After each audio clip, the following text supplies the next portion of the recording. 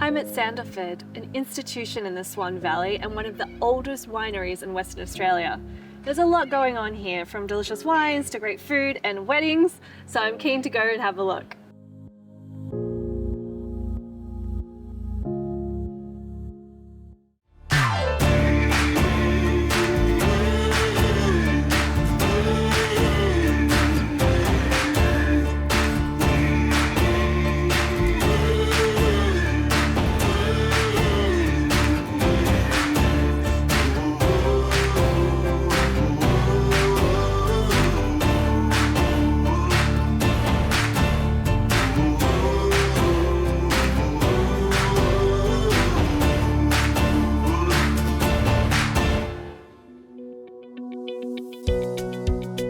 We're continuing our journey down the west coast of Australia, and our next stop is one of the most popular. Just 25 minutes from Perth, the Swan Valley is the perfect getaway for all things food and wine.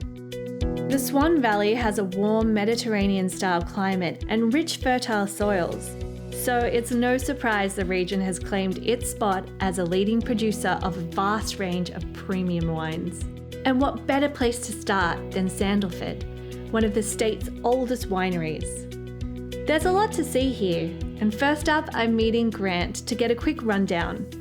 Over a generous glass of wine, of course. So Grant, you're the CEO here at Sandalford. How long have you been here for? I've been here for coming on for 20 years. It's been a fantastic journey. It's a lot of great experiences and fantastic memories along the way. I bet, because this is a place that has so much history. Well, this is one of the original vineyards of Western Australia, and our history dates back to the time of British settlement. In fact, the colony of Perth was established in June of 1829, and the first ship that came to that colony was the Parmelia. On board was Captain Stirling, and the second in command was a fellow by the name of John Septimus Roe, and he was the original Surveyor General of Western Australia. And in 1840, the then Queen of England granted, that was Queen Victoria of course, she granted him 4,000 acres of land here in the Swan Valley, and that was the beginning of the Sandalford story. So 182, 183 years later, and here we are. Gosh, still producing wine and a good time for everybody. Wine tourism has become a really important part of our business model. Some 250,000 people visit Sandalford every year, which hurts my head just thinking about. You've got the cellar door, restaurants, weddings, functions, and also massive concerts out on the grass. Well, it sounds like there's a lot for me to experience, so I might head off and meet the rest of the team, but thank you so much. Thank you, fantastic, thank you. I think we should launch straight into a tasting. So I'm meeting head winemaker Ross in the Barrel Hall. So Ross, you're the senior winemaker here. What got you interested in wine to begin with? Food. Food. I had a crazy notion of wanting to be a chef early in my life, and well, at the same time discovered wine and thought I'd really like to know how this is made and make it myself. Yeah, and that took you down the journey. Yeah, so I got into the wine industry in the late 80s, just at the legal drinking age, and within a year I was over in France. Came back to Western Australia. Wow, and those influences of travelling overseas and studying, how do you think that's affected what you create now? Just gives you a broader perspective on what you can achieve rather than go straight down the narrow path, so yeah, widely drinking. Yeah.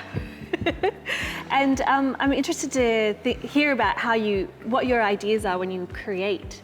Have you got an end taste in mind when you start? My main objective is really to make a wine that expresses the variety and where it's from. So all of the wines you create are really embedded in and for Swan Valley? Exactly, and especially at Sandalford, these are effectively single vineyard wines off our old vine resources, which was planted in the middle of last century. Well, that sounds all very intriguing. I'd love to have a taste if you could talk me through some. Sure. Yeah. So our 1840 range is created to reflect our origins in the valley. First up, the Verdelho. Originally grown for the production of fortified wines off the coast of Portugal, it's now most popular in Australia as a dry white wine with hints of citrus and tropical fruits. The best way to describe Verdelho is like fruit salad in a glass. So by way of background, it's a variety that's made to use Madeira. And this is where the cuttings would have been taken when they were setting up the colony in Perth. So they would have been originally planted to make fortifieds, and as the drinking trend emerged away from fortifieds into table wines was the late Jack Mann, who I believe made the first dry table wine out of Verdelho in the valley. And the trend continued, and the two biggest producers were Horton and both Sandalford. So this is for you. Yeah, gorgeous So this is our 2022 Verdelho. In terms of the way it's made, it's 100% tank fermented, with the idea that you're making the wine in an inert environment, so there's no influence of oak. In terms of making, there's a small amount of lees maturation, and that builds the texture in the wine.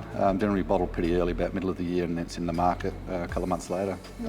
Spot on for spring and summer. Perfect. And would you say this is a type of variety that maybe even if people aren't traditional wine drinkers, they can really enjoy? For sure. This is what I call a veranda style. It doesn't necessarily demand food. It can be drunk on its own. In fact, any wine can be drunk on its own. Well, yes. People who like Chardonnay might be keen on this because it's quite a textural wine. And also, like I mentioned, the fruit salad aromas just makes it this appealing, wanting another bottle when you finish it. Oh, that's making me thirsty. So you can see the flavours are quite bright and crisp, but there's also a textural element to the wine. Definitely, yeah. I can see what you mean about the fruit salad in a glass. Yeah, so think tropical fruits like guava, pineapple, lychee. Yeah.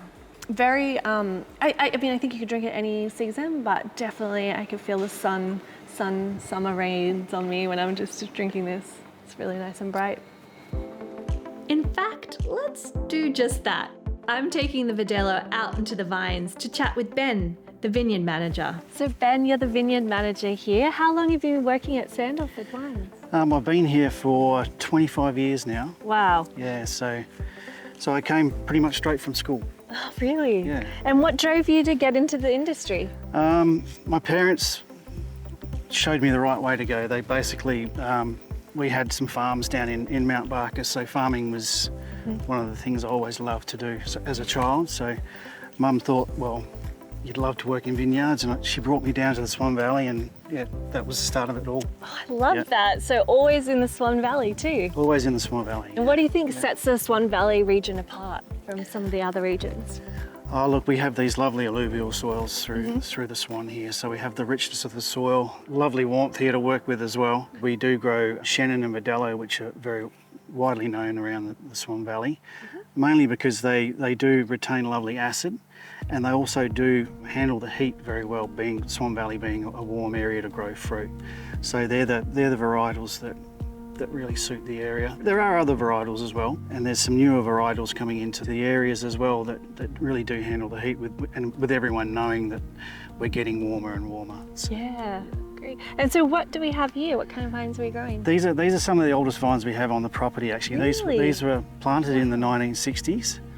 So, and it's actually the 1840 Verdelho that we grow here. So these vines actually produce some lovely fruit, low yielding, and we look to harvest these around January. So, I mean, we're quite early at the moment, so we can see a little bit of inflorescence on the vines at the moment. So we're not yet into flowering, but we'll be moving into the flowering phase in the next 3 to 4 weeks. So then we'll have a better idea of our cropping levels that we're going to have. Yep. But traditionally, this block here, being about 60 years old, they do yield nice and lowly. So they do have lovely balance. So they do produce a lovely wine. And from that, we get the end product of what we're sipping. We do, yeah. Delicious. Yeah. Don't go anywhere. More last drinks after the break.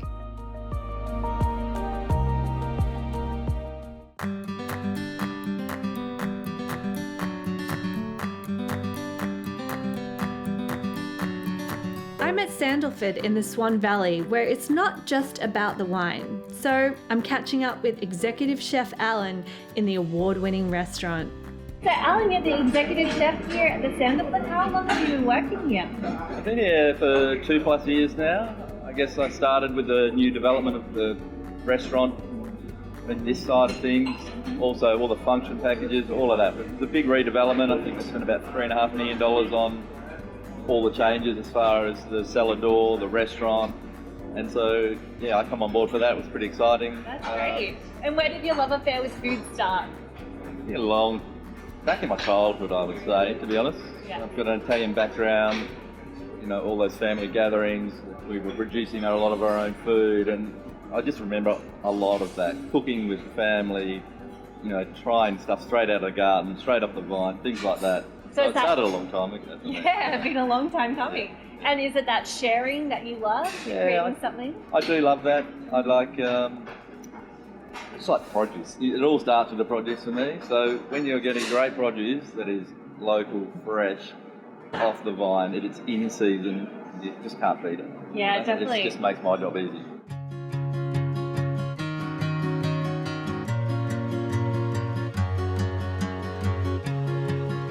It's one of the things that drew me to this position in the first place was the open kitchen and how open it was and the connection we have with the customer. Just that interaction with the customer every day, seeing their faces, seeing their reactions, talking to them. You are interacting with the customer every day. You're not disconnected, you're right there. That's right. And it's special for the customers too, to be able to see you and all your team working. Yeah.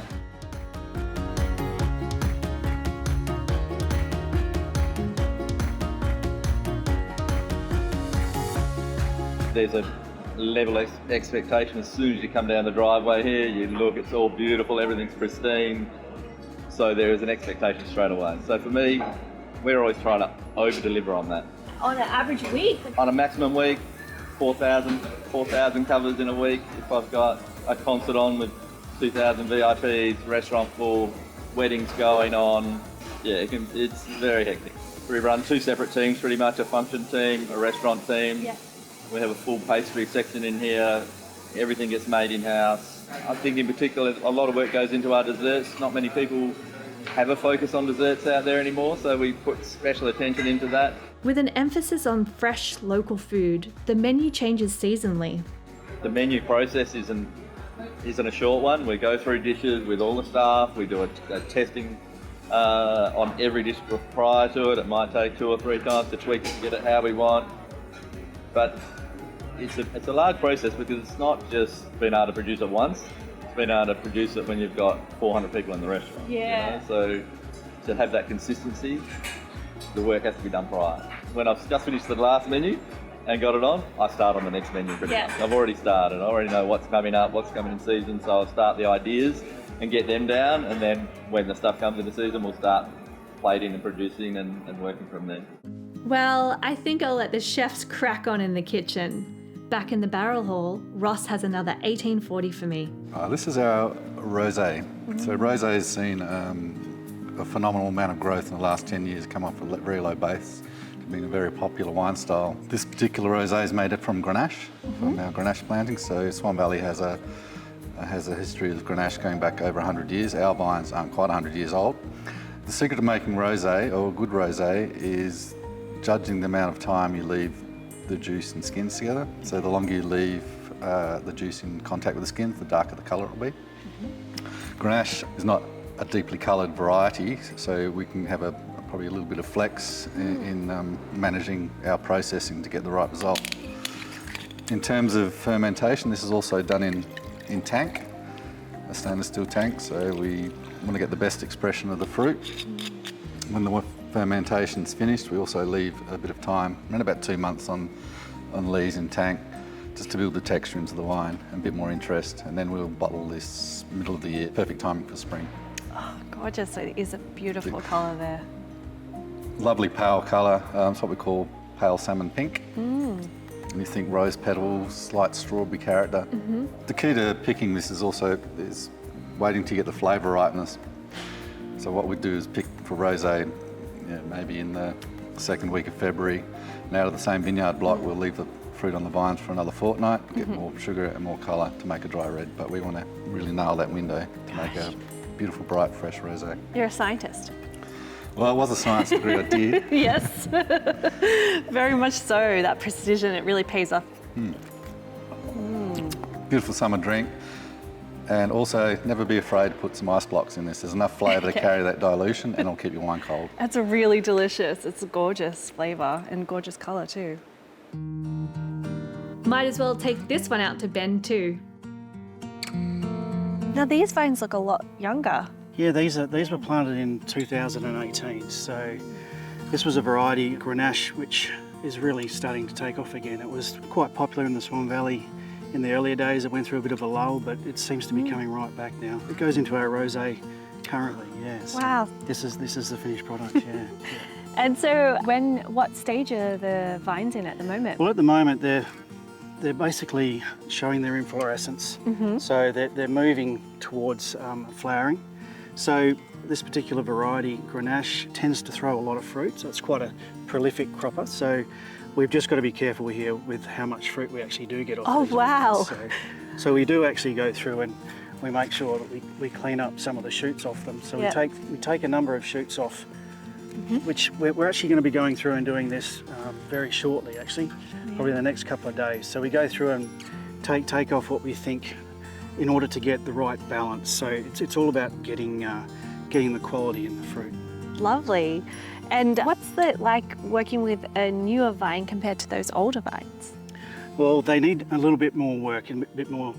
Basically, we need to go through and work them a little bit harder because they're finding themselves. So we've got to make sure they go in the right direction. So the older vines have already found themselves generally because they've been there for such a long period of time. Yep. So they are easy to look after. The cropping levels are easier to set with the younger vines, and the different varietals also play a role. And what about the soil here? The soil, we have some lovely alluvial soils here. So it's dark, rich soils, beautiful soil. So it makes us easier to irrigate too because it takes on the water very well. It's very nutritious. So we do get good sized canopies and we have good vigour. So it's not a problem to have. It's a good problem to have. It's a good problem. This soil is very exciting for someone like you. It is. It's lovely. Yep. That's Yep. wonderful.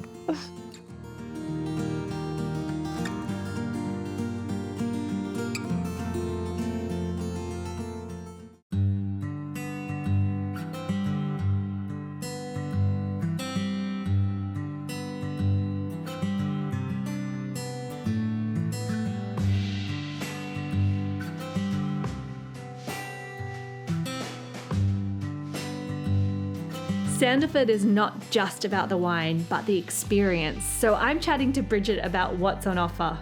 So what place does Sandalford hold in the Swan Valley community? Very, very strong reputation here in Perth, in the Swan Valley. It is often the first or the last port of call for a lot of our guests. It's hard to believe we're only 15 minutes from the airport. Talk about convenience. This is our beautiful alfresco area, a fairly recent addition. We've pretty much doubled our capacity by providing this space. It's also a perfect spot to bring the kids. There's no traffic through here, so families can come, they can sit out in our alfresco area, the children are safe, they can play, mum and dad can drink wine and have a lovely old time. They can have a good time. Yeah. Inside, the cellar door. Welcome to our cellar door experience. We have, as you can see, a beautiful merchandise experience here, complimentary tasting for all restaurant guests. A really great way to showcase what we do here at Sandalford. Absolutely.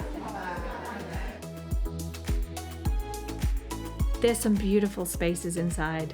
So this is the vintage room, our private dining room. Perfect space if you want something a little bit more special. At Sandalford, we can cater up to 36 people in here. It's seated function.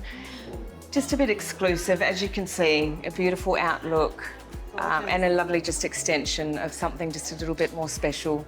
We do a lot of, signature events in here, baby showers.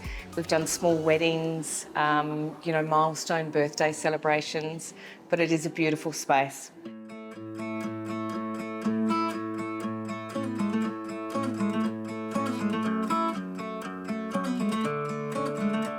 This space is gorgeous as well. Absolutely, this is our estate room. Absolutely beautiful space that opens out onto the vineyards, overlooking the lake. Seats up to 400 guests. We've probably got around 150 weddings booked in this room. Amazing.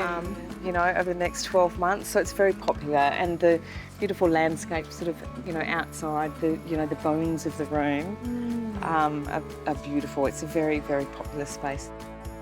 There's an enormous deck around the back, perfect for a drink and a stroll out onto the lawns. So This is our Merlot lawn. It stretches out over the expanse of the estate. We quite often have guests arrive here by helicopter, by boat from the nearby Swan River, by limousine. So there's lots of, beautiful luxury options, or you can just catch an Uber. Yeah. One day I must really return in a helicopter. Oh well, until then, I think it's time for the last glass with Ross. The end of our tasting journey. So what do we have here? So we have a Shiraz here. We have two red varieties we grow in our vineyard, Cabernet Sauvignon and Shiraz. Shiraz is still the #1 most widely drunk by variety in the world. Wow. To make a reference, I guess our style is not too dissimilar to what the Hunter Valley does. When you think about the climatic situation, that probably makes sense. So our Shiraz comes off old plantings. Do you recommend to have your Shiraz with any particular food pairing? Anything. That's an interesting question. We had a degustation dinner and actually paired it with fish. Rankin cod with pancetta on top with a nice rich cream sauce, and it actually went superbly well. When I was introducing the dish and the wine to the paying customers, they were sort of a bit, what, red and white? I said, yes, we're here to break convention. And once people tried it, they went, wow, yeah, it does work. Now I feel like I'm going to experiment myself. So the Swan Valley style typically is slightly lighter in colour. It's very spicy, so it's lovely berry fruit, and there's a slight earthiness to it as well. Yeah. So in terms of making it, we make this in small open fermenters. When the ferment's completed, we'll press it off to tank and then drain it out to barrel. It spends about 12 months in barrel, roughly around 10% new oak. So what we're seeing is more of a fruit expression style, and then bottled in the middle of the following year. Yeah. Smells amazing. So this particular Shiraz is unique in the valley, that we have this like a dried rosemary character, which I don't really see in a lot of the other vineyards. It's just one of these unique things that we get from a single vineyard site like our Cabernet site. So in a lineup you go, oh, there you go, that's the Sandalford one. Yeah, it really Ginger that. stands out. Oh yeah, I could definitely taste it in the end notes, a bit of that dry rosemary. But that is a gorgeous sip, and the smell as well. Definitely smell a bit of that rosemary. I think you're not making that up. Also for the consumers who like to cellar their wine or do have the environment to cellar it well, Yeah. it will hold for 10 to 15 years quite easily. Oh, lovely. So a gorgeous present for someone too, to keepsake. That's it, yeah. My wine philosophy is about making wine drinkability. And this certainly, the 1840 range has that. Definitely comes through in all of the varieties. Yeah. There's two other wines we make in this. We make a Chenin Blanc, which is also a mainstay of the Swan Valley, and also a Cabernet. And that would make up our little portfolio of 1840. Well, thank you so much, Ross, for having me and showing me through these delicious wines. Oh, you're welcome. It was a pleasure. Cheers. Well, I've been truly spoilt here at Sandalford and I've had a great time, but our journey continues. So tune in for the next episode of Last Drinks Western Australia. Next time on Last Drinks, I'm changing it up and I'm visiting a very unique brewery using technology to deliver the freshest beer possible. See you next time.